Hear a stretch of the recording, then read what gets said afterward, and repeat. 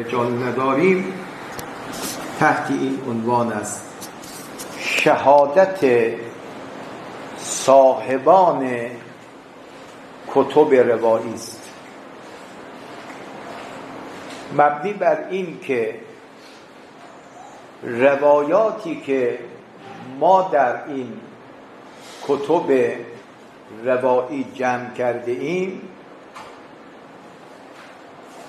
روایات معتبر می باشد. پس عنایت کنید، میگه مؤلفان کتب اربعه شهادت دادن به اعتبار روایاتی که در این کتب جمع آوری شده. و وقتی اینها خودشون شهادت دادن به اعتبار روایات، دیگه ما نیاز به علم رجال نداریم. خب شما علم رجال رو بخواستی برای چی؟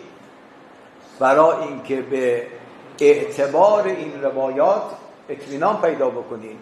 مؤلفان این کتب خودشون شهادت دادن مبنی بر این که این روایات معتبر هستند. به عنوان مثال،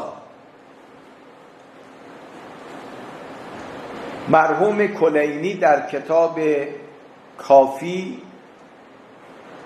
جلد 1 صفحه 8 که الان میخونیم عبارت مرحوم کلینی را، همچنین مرحوم صدوق در من لا یحضره الفقیه جلد 1 صفحه 3. خب خلاصه اینی که با وجود شهادت مؤلفان کتب روایی ما دیگر نیاز به شهادت رجالیون نداریم، چون این تحصیل حاصل می باشد. آقا روشن شد دلیل آخریشون؟ میگه وقتی که خدمتتون عرض کنم که مؤلفان کتب اربعه شهادت به اعتبار روایات داده اند، خب چرا دوباره میخواید شما زحمت مضاعف بکشید ببین فلان رجالی در رابطه با این روایات چه نظر داده؟ خب خود مؤلفانشون نظر دادن. حالا به خاطر اینکه دوستان یه مقداری با فضای بحث آشنا بشن، فرمایش مرحوم کلینی رو با هم به گفتگو میشینیم. مرحوم کلینی، یادداشت بفرمایید، مرحوم کلینی در مقدمه جلد اول این مطلب رو اشاره می کند، بر این که شخصی از من درخواست کتابی کرد، اما کتابی با این خصوصیات. خوب عنایت بفرمایید، چون بعداً میخوایم نقد بکنیم توجه به این مسائل لازمه که چرا اصلا مرحوم کلینی کتاب شریف کافی رو نوشته است. تو همون مقدمه اشاره میکنه شخصی از من درخواست یک کتابی کرد با این خصوصیات. 1. کتابی از تو میخوام که جامع معارف دین باشد.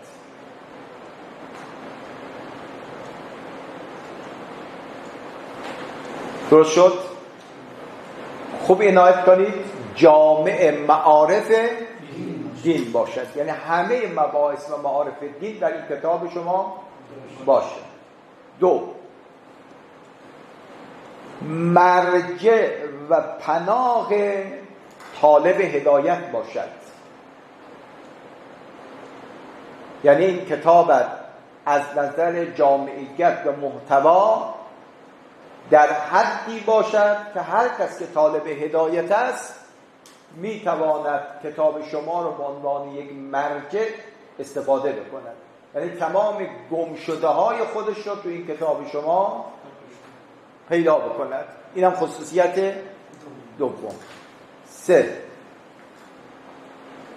کسی که در پی علم و عمل به دین است به این کتاب شما روی بیاورد. این هم ویژگی سوم کتاب باشه. کسی که دنبال آگاهیه و بعد از آگاهی میخواد انشاءالله عمل هم بکنه، به کتاب شما روی بیاره. 4. این زیر 4 المنسی باید یه خطم بکشید. محتوای این کتاب روایات صحیحه اهل بیت علیهم السلام باشد. پس درخواست این بزرگوار از مرحوم کلینی چیه؟ میگه روایاتی که در این کتاب جمع میکنید روایات صحیحه باشد از صادقین علیهم السلام. 5. مشتمل بر سنن قابل اعتماد باشد. 6. این روایات واجبات و مستحبات دین را بیان کند. 7. این کتاب کمککار برادران دینی باشد. خلاصه الکلام یک کتابی میخوایم که جامع الاطراف باشه، همه معارف دین رو داشته باشه. بله، روایاتی هم که هست روایات صحیحه باشد از حضرات معصومین علیهم السلام و افرادم که دنبال علم و عمل هستن بتونن با اطمینان به این کتاب روی بیارن و این مطالب کتاب رو بگیرن و استفاده کنن. این خلاصه درخواست کننده ای از مرحوم کلینی رضوان الله تعالی علیه. پس شخصی از جناب کلینی درخواست کتاب جامعی کرده بوده. مرحوم کلینی بعد از اجابت درخواست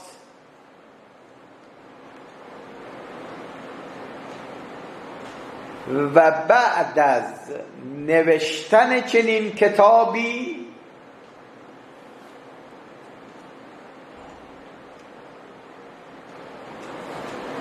شهادتی را در مقدمه کتاب شریف کافی خود می آورد. خب آیه حمیدی دوستان دقت کنید، این مطلبی که الان جناب کلینی داره شهادت میده بعد از اینکه کتاب را به اتمام رسانده، یعنی به تمام مطالب کتاب اطلاع داره، من چنین کتابی رو نوشتم. حالا داره به اون آقایی که ازش درخواست کرده چنین میفرماد. یادداشت کنید. 1. اولین شهادتی که میده، آنچه را که خواسته بودی نوشتم. چه خواسته بود؟ کتابی با اون خصوصیات. آنچه را که خواسته بودی نوشتم. عبارتشو بنویسید. وقد یسر الله، وقد یسر الله داخل پرانتز مرحوم کلینی داره و له الحمد، و له الحمد پرانتز رو ببندید. قد یسر الله تألیف ما سألت،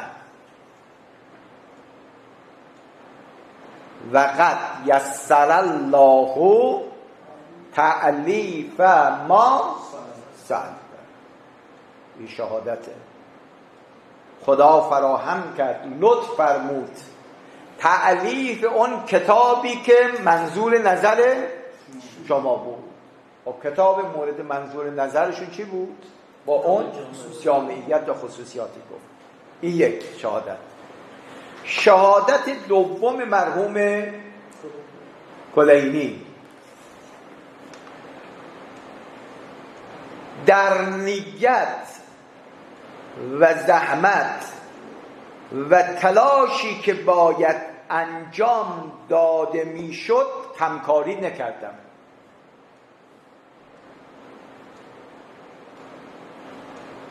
یعنی تمام توان خودم رو به کار بستم، بله، اون کتابی که مد نظر شما بود تعریف بکنم.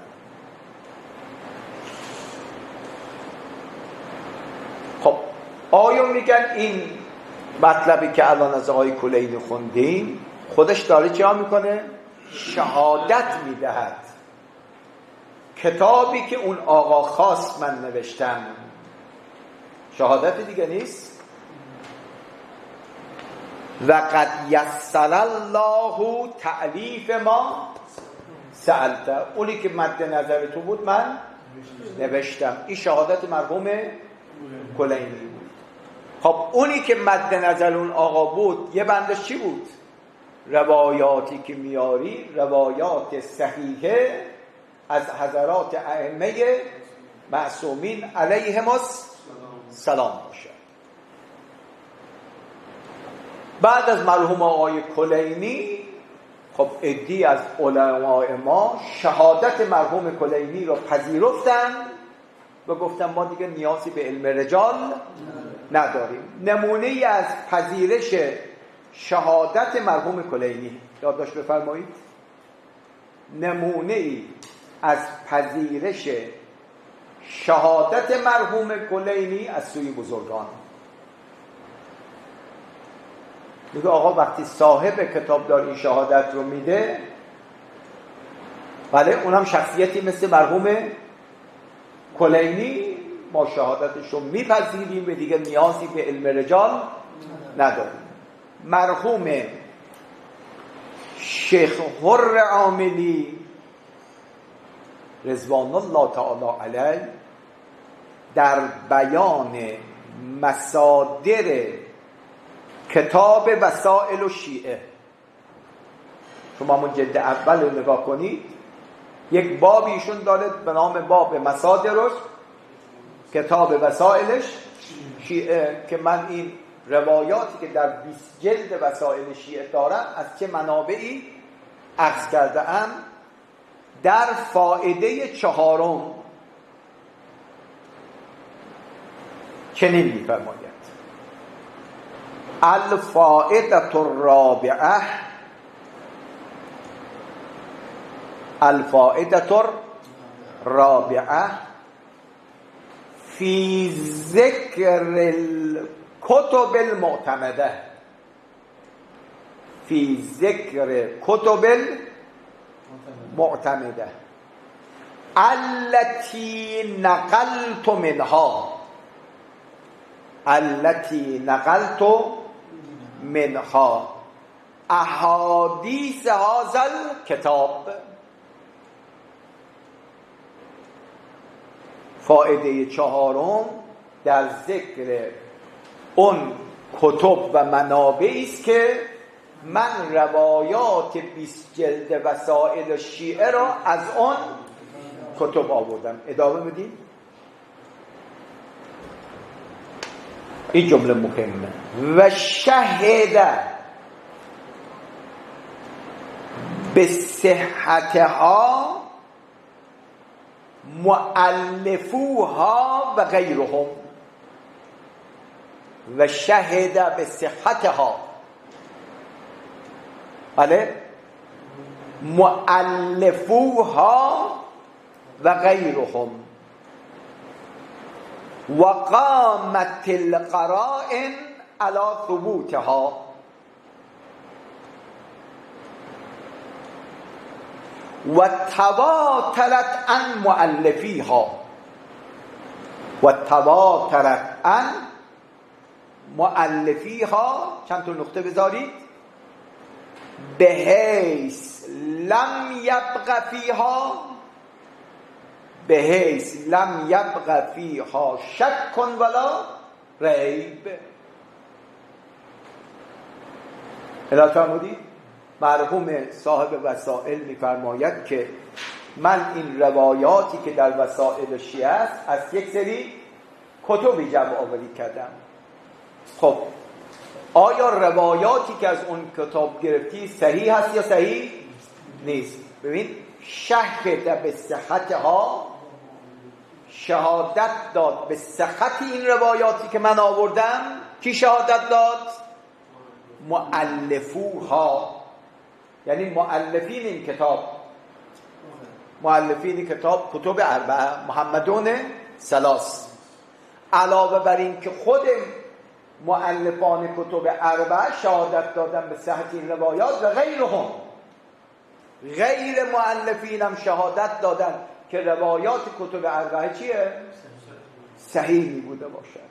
علاوه بر این قامت القرائن علی ثبوتها، قرائنی هم وجود دارد بر ثبوت صحت این روایات. خب میگه نگاه کنید، خود مؤلفان شهادت دادن که روایات صحیح هست، غیر مؤلفان هم شهادت دادن روایات این کتب صحیح هست، قرائن هم داریم که این روایات صحیح هست.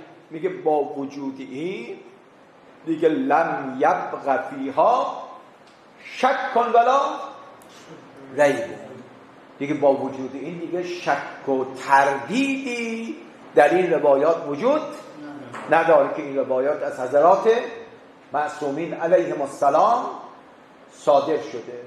درست شد؟ و وقتی مؤلفین کتاب شهادت میدن به صحت این روایات، لم یبق فیها شک ولا ریب، دیگه ما هیچ شک و تردیدی در صحت این روایات نداریم.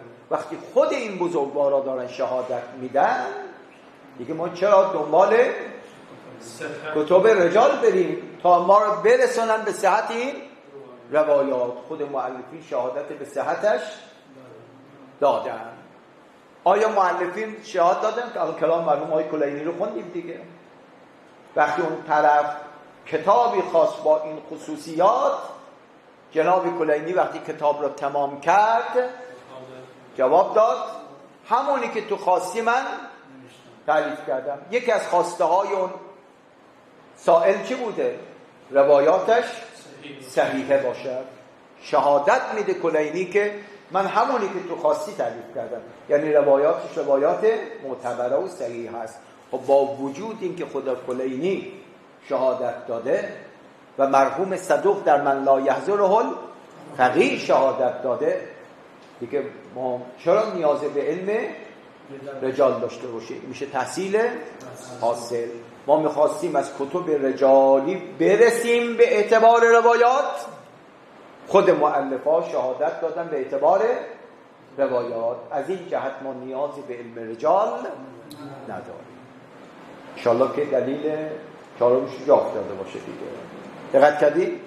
پس خلاصه مطلب اینه که اصلا فایده نداره خوندن علم رجال. چرا؟ اون فایده‌ای که ما خواستیم با برکت علم رجال برسیم خود مؤلفا بیان کردن. درست شد؟ اما نقدهایی که بر این دلیل وارد است، مرحوم علامه مامقانی صاحب کتاب رجال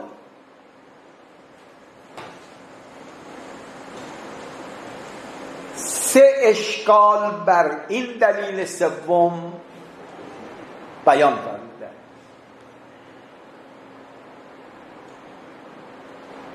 ما از ذکر اشکال اول و دوم صرف نظر میکنیم، فقط اشکال سومشون رو بیان میکنیم.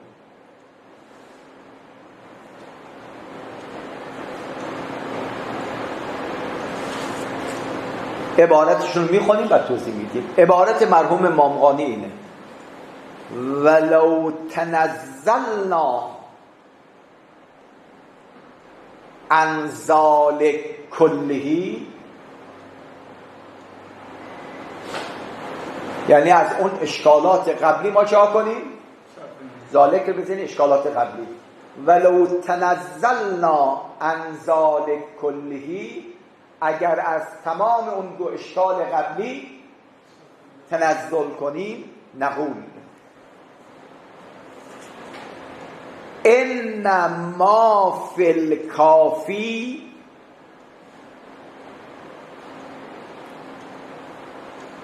لا یثبت مدعی الخصم، ان ما فی الکافی لا یثبت مدعی الخصم لعدم وفائه لجمیع الفروع. خب مرحوم مامغانی میفرماید که اون که در کتاب شریف کافی است ادعای اخباری رو اثبات نمی کند. توضیح مطلب یادداشت بفرمایید. حضرات اخباری مدعی است مرحوم کلینی در مقدمه کتاب شهادت داده است که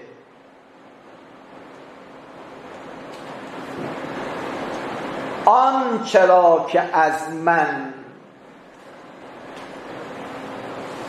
خواسته بودن را نوشتم. عبارتی آقای کلینی خوندید دیگه. وقد یسر الله بله ما سألته، اون چی که تو خواستی من نوشتم. درست شد؟ مرحوم مامغانی میگوید اما ما وقتی به متن کافی نگاه میکنیم جامع همه فروع و همه معارف دین نیست.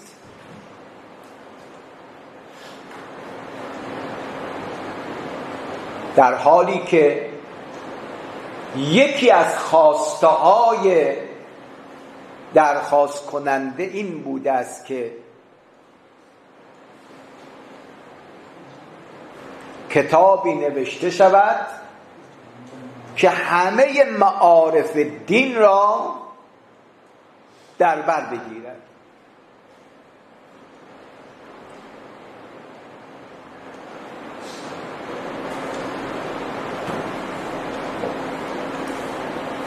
درست شد؟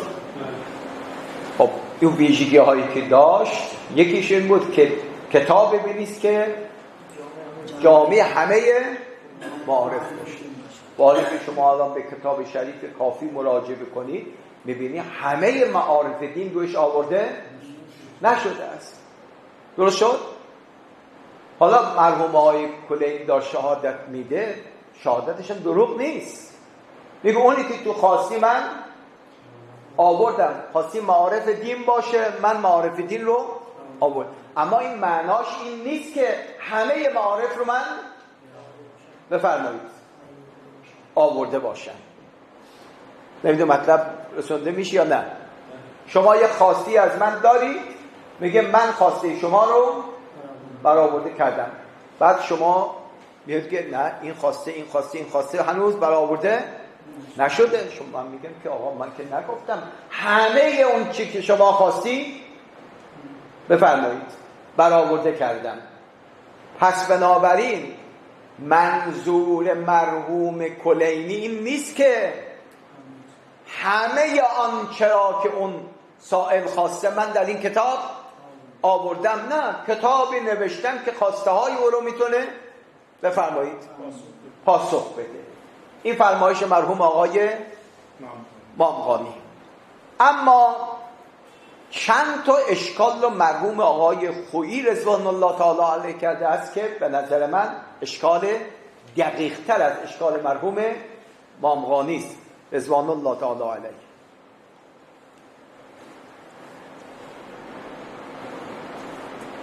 روی مدعا نبود این اشکالی که الان اونهایی که میگفتن روایت صحیحه، حالا این جامعه باشه نباشه این اشکال ممکنه صحیحه یکی دقت کنید 7 خصوصیت گفتیم. میدونم تو یکی خوشه جامعه نیست، بله، حالا هیچ کتابی حتی قرآن هم جامعه نیست. پس جناب آقای کلینی میگه من کتابی نوشتم که تو خواستی.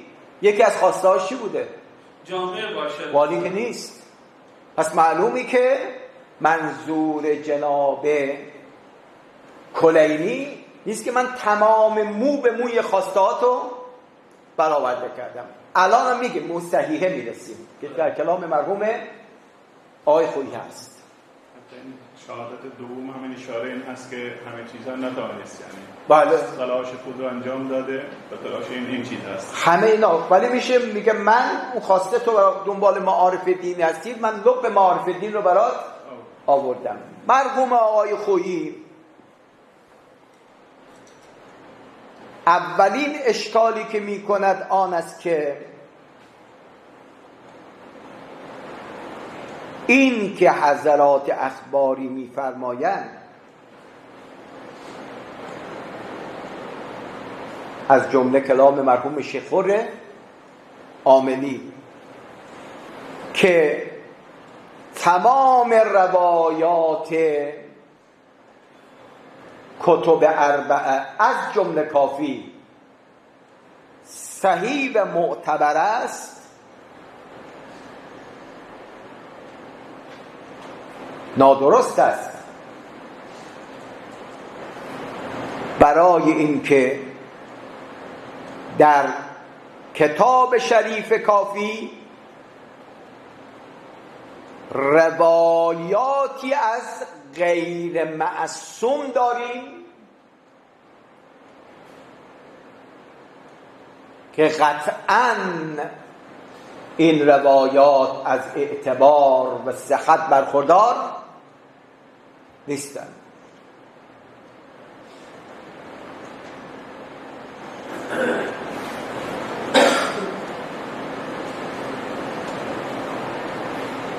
مثلا مرحوم آقای خویی میگه روایت داریم از شخصی به نام اسید ابن صفوان با همزه سین، اسید ابن صفوان صاحب رسول الله قال. کی قال؟ همین اسید.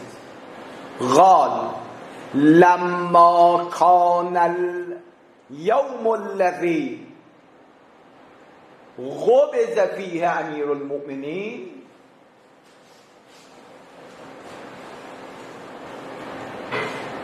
که یوم غبز فیه النبی صلی الله علیه و آله و سلم، یعنی روزی که امیر المؤمنین قبض روح شد به شهادت رسید، بله، همانند روز رحلت پیامبر است. اینو کی گفته؟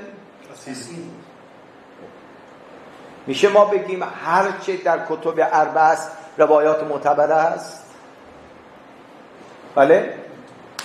امثال اینها که از غیر معصوم است در کتاب شریف کافی بفرمایید فراوان است.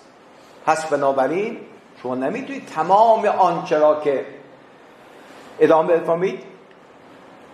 پس بنابراین این که مرحوم کلینی میگوید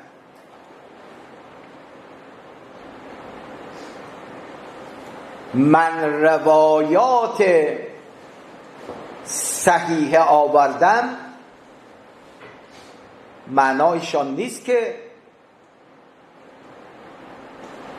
همه روایات کتاب من صحیح است.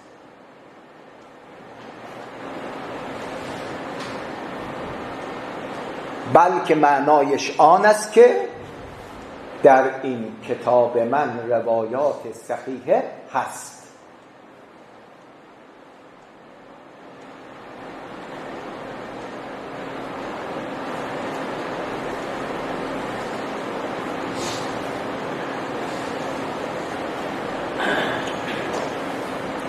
پس بنابراین استفاده صحت، این جمله مهمه، استفاده صحت جمیع روایات کافی از مقدمه مرحوم کلینی استفاده نادرسته.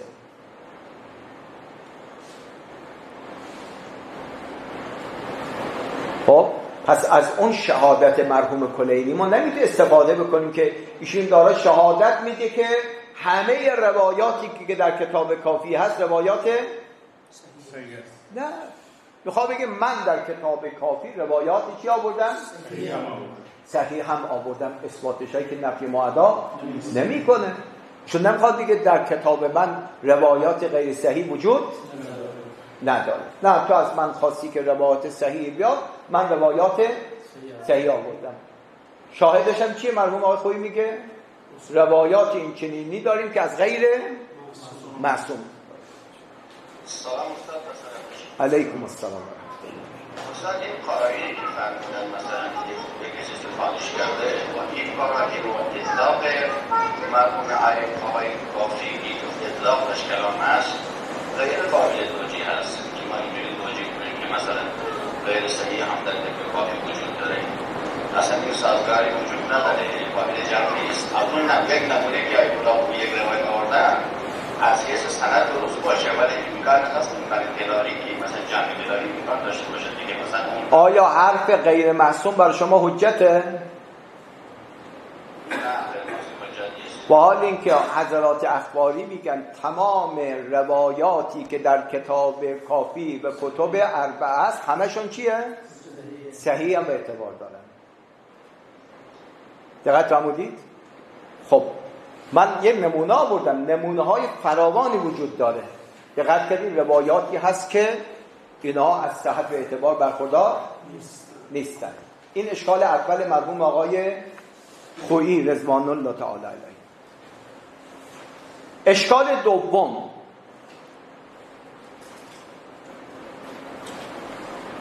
بحث روایات متعارض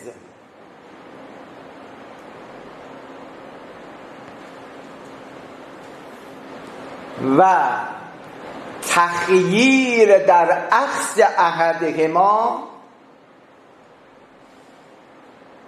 مطلبی است که مرحوم کلینی در مقدمه کافی بیان می‌کند. می‌فرماید که این روایاتی که من برای شما آوردم گاهی اوقات این دو تا روایت پیدا می‌کنید که با هم چیه؟ متعارضه. راه حل تعارض چیه؟ اذن فتخیر، یکی از اینا رو بگی دیگری رو ترک بکن. خب ادامه بدیم، مهم اینجاست. حال سوال این است که چطور می شود ادعا کرد که همه روایات کافی صحیح و معتبر است؟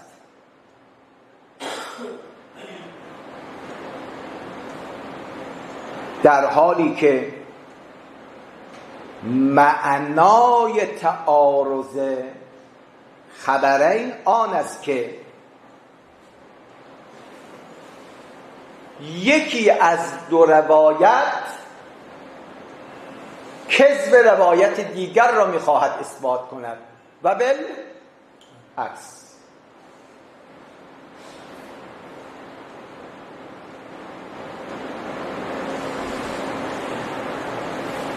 خب الان بفرمایید.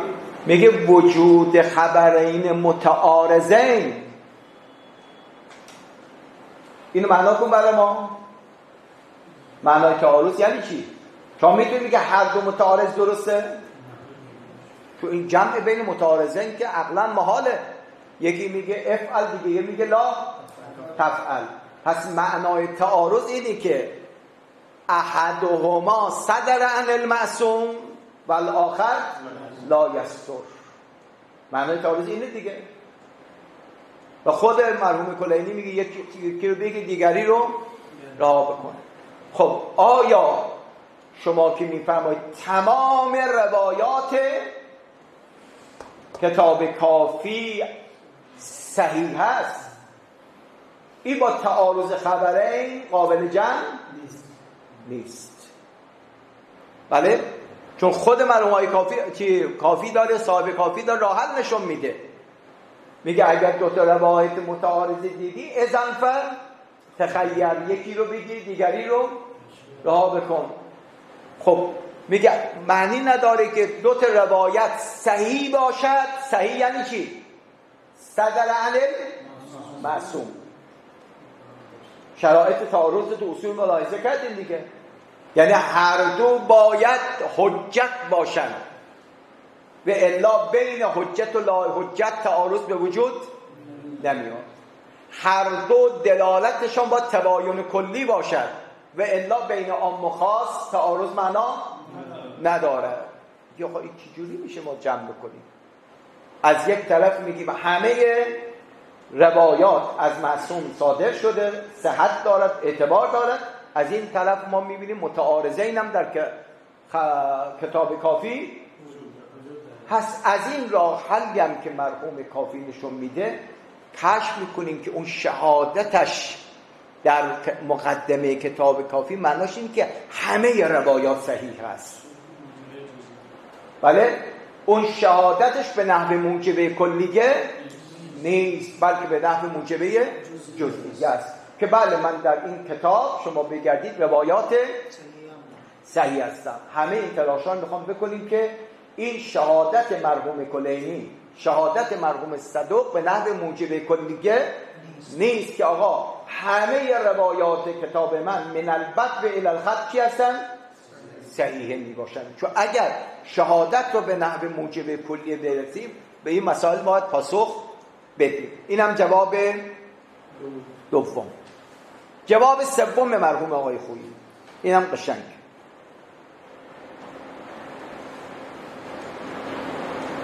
مرحوم صدوق شیخ طوسی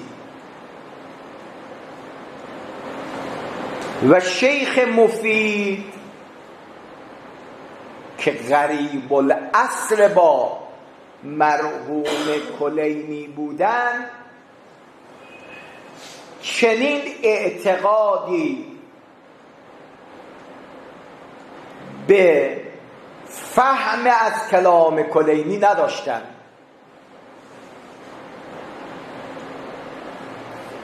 که همه روایات کافی صحیح و معتبر است.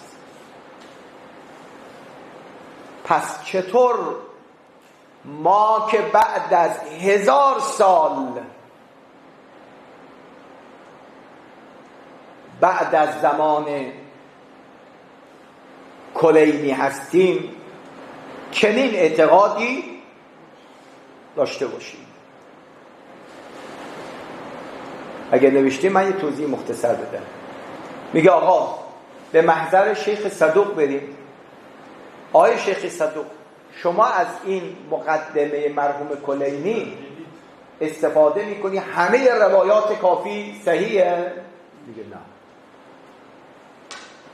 آقای شیخ طوسی شما چطور؟ میگه نه من از این شهادت مرحوم کلینی استفاده موجبه کلیه نمی کنیم.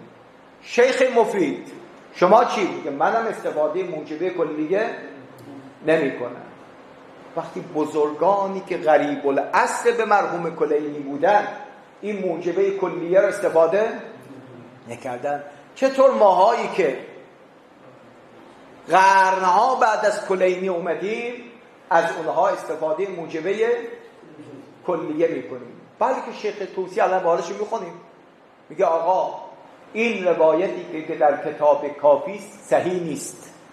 ای بابا، سریع داره مرحوم طوسی شهادت میدهد که این روایت که در کتاب شریف کافی است لا اعتبار بها، هیچ اعتباری بهش نیست. حالا چطور ما بیاریم که همه روایات بی استثناء در کتاب شریف کافی صحیح هست؟ به این روایت عنایت کنید. مرحوم شیخ طوسی در استبصار جلد 3 صفحه 22 حدیث 4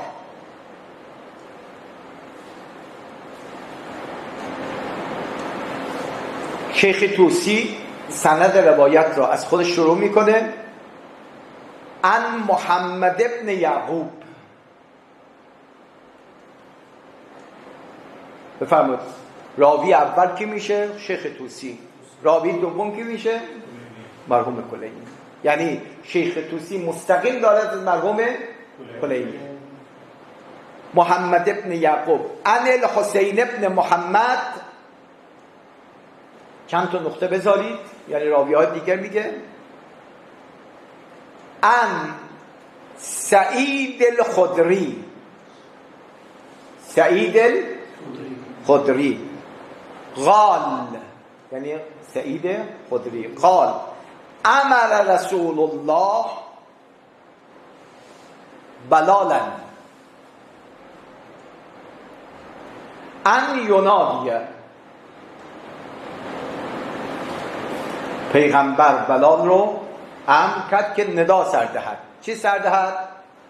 ان رسول الله صلی الله علیه و آله حرم،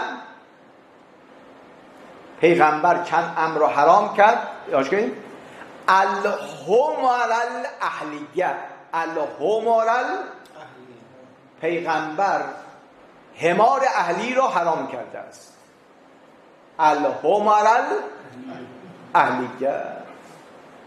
بله، یه بحث در این که آیا الاغ حلال گوشته یا حرام گوشته. طبق این روایتی که مرحوم کلینی نقل میکند حرام میگذاشد. این کتاب رو جناب شیخ طوسی از کی نقل میکند؟ از کلینی. ادامه بدید. مرحوم شیخ طوسی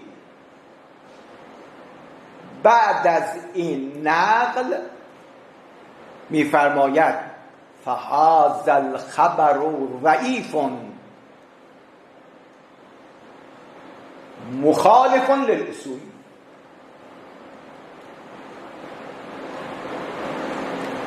درست شد؟ هذا الخبر ضعیف. کدوم خبر؟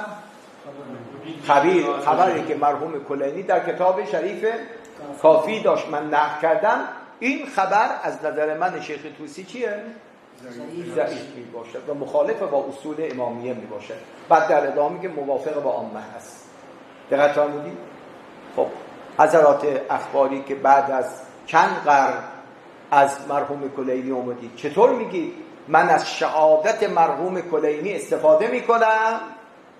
بله، که تمام روایات کافی صحیح و معتبره، و حال اون که یکی از مؤلفان کتب اربعه که شیخ طوسی باشه میگه نه بابا، برخی روایاتی که در کافی داریم معتبر نیست. صحیح میگه فهذا الخبر ضعیف. این یک مثال. مرحوم شیخ صدوق، این بعدا از شما شاهد میخوان دیگه، از مرحوم شیخ طوسی این روایت آوردیم. مرحوم شیخ صدوق در من لا یحضره الفقیه جلد 4 صفحه 206 میفرماید و فی کتاب محمد ابن یعقوب الکلینی رحمه الله عن احمد ابن محمد عن علی ابن الحسین روایت رو نقل میکنه. شما بعد انشاءالله مراجعه کنید متن روایت رو میگه. بعد اینجوری میگه قالوا مصنف هذا الكتاب، یعنی من شیخ صدوق که مؤلف کتاب من لا یحضره الفقیه هستم، لست افتی به هذا الحدیث بل افتی به ما عندی،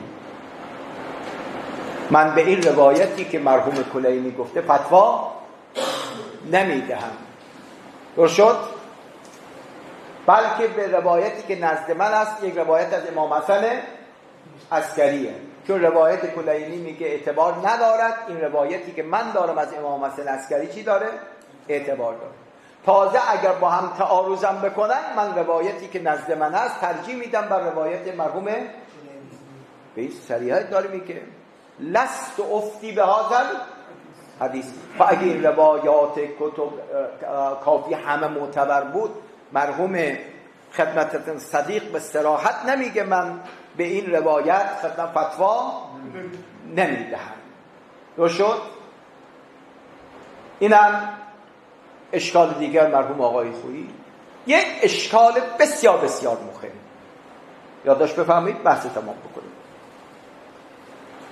من نوشتم اشکال اهم. اشکال اهم.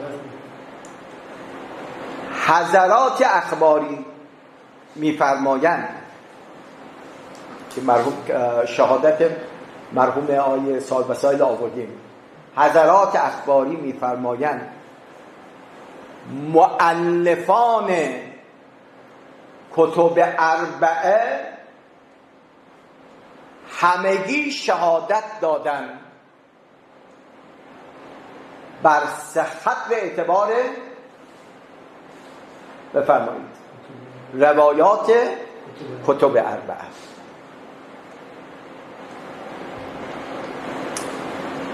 اشکال ما این است که این مدعا با واقعیت سازگار نیست، چون فقط در 2 کتاب از کتب اربعه چنین شهادتی هست. آقای فیاض این 2 کتاب کی بوده؟ مقدمه کافی و مقدمه من لا یحضره الفقیه. اما در 2 کتاب شیخ طوسی، یعنی تهذیب و استفسار، چنین شهادتی وجود ندارد. بله بارک الله. درست شد؟ در حالی که در این 2 کتاب چنین شهادتی وجود ندارد، در حالی که مدعای اخباری ها حجت دانستن روایات تمام کتب بفرمایید اربعه است. پس ادعاتون اعمه. دلیلی که ما میاریم اخصه. میگه آقا شما میگی مؤلفین کتاب شهادت دادن، 2 کتاب شهادت دادن، 2 کتاب دیگه در مقدمه چین شهادتی ندادن. خب این حرف شما رو نسبت به تهذیب و استفسار چیکار کنیم؟ آیا در تهذیب و استفسار ما نیاز به رجال داریم یا نداریم؟ مؤلفش که شهادت نداد، همه روایات ما صحیح هست. برای به دست و احراز صحت این روایات در تهذیب و استفسار ما کتاب رجال داریم یا نداریم؟ یعنی ما از اون بگیم شهادت مرحوم کلینی و صدوق موجبه کلیه نبود بلکه موجبه جزئیه بود. صرف نظر بکنیم بگیم نه موجبه کلیه بود، هیچ اشکالی هم وارد نیست. خب در این دو تا کتاب ما نیازی به علم رجال نداریم، اما در دو کتاب شیخ طوسی چی؟ این که شهادت نداد. عزف الی ذالک، این اشکال از شخص حقیقه. عزف الی ذالک شاید به نظر من بسیار ممکن باشه تمام روایات امامیه منحصر در کتب اربعه نیست. کتب روایی دیگر داریم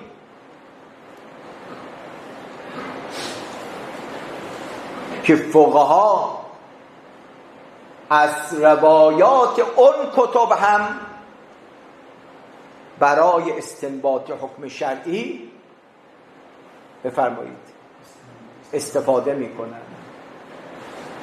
مؤلفان اون کتب که چنین شهادتی ندادند، آیا نسبت به اون کتب نیاز به علم رجال هست یا خیلی؟ پس اگر بخوام خلاصه بکنیم این دلیل چهارمشان میگه اولا شهادتی که مرحوم کلینی و صدوق دادن اونی نیست که شما فهمیدید که همه روایات باشه. شهادتشون به نحو موجبه جزئیه است، با همون بیان کردیم. سلمنا که شهادتشون به نحو موجبه کلیه باشه. دو تا کتاب شهادت دادن، دو تا کتاب دیگر که شهادت ندادن. خود نسبت به این کتب ما نیازی به رجال داریم یا نداریم؟ از فلازاله کتب روایی ما که منحصر در کتب اربعه نیست، ما کتب روایی دیگر هم داریم نسبت به اونها که مؤلفاشون شهادت ندادن. آیا نسبت به اونها چه کنیم؟ رجال نیاز داریم یا نداریم؟ تم الکلام.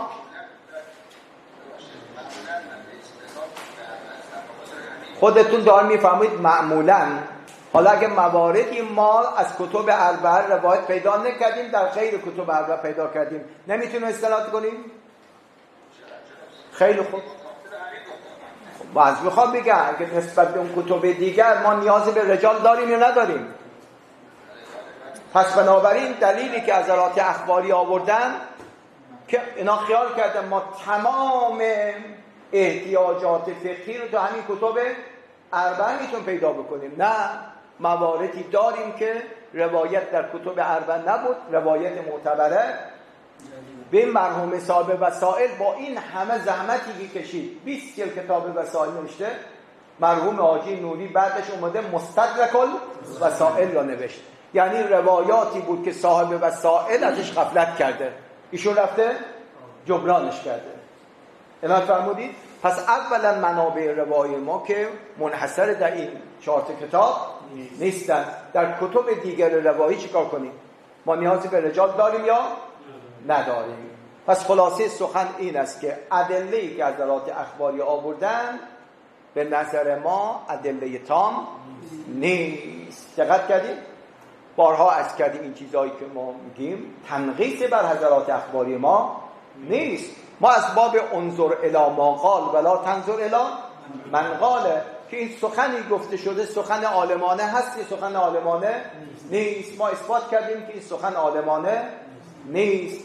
همانطوری که برادران اهل سنت ما بله علم رجال رو از معدات اجتهاد میدونن، ما هم علم رجال رو از معدات اجتهاد میدونیم. در جایی که منبع چی باشه؟ سنت باشه. حتما باید یک مجتهد مباحث رجالی رو پیگیر بوده باشد. حالا انشاءالله اگر عمری باشه جلسه آینده تاریخچه علم رجال رو هم پیگیر میشیم که آیا علم رجال انشاءالله براتون اثبات خواهیم کرد. علم رجال در همون نیم قرن اول جهان اسلام در تشیع ما سابقه مباحثی چی داریم؟ رجالی داریم. اینجوری که مباحث رجالی رو کشی و امثال اینها بوده، قبل از اونها هم ما مباحث رجالی داشتیم. انشاءالله جلسه آینده یه بحثی میکنیم در رابطه با تاریخچه علم رجال عند الامامیه، پرونده مباحث رجالی را انشاءالله خواهیم بست. و آخر دعوانا ان الحمد لله رب العالمین و صلی الله علی محمد و آله الطاهرین.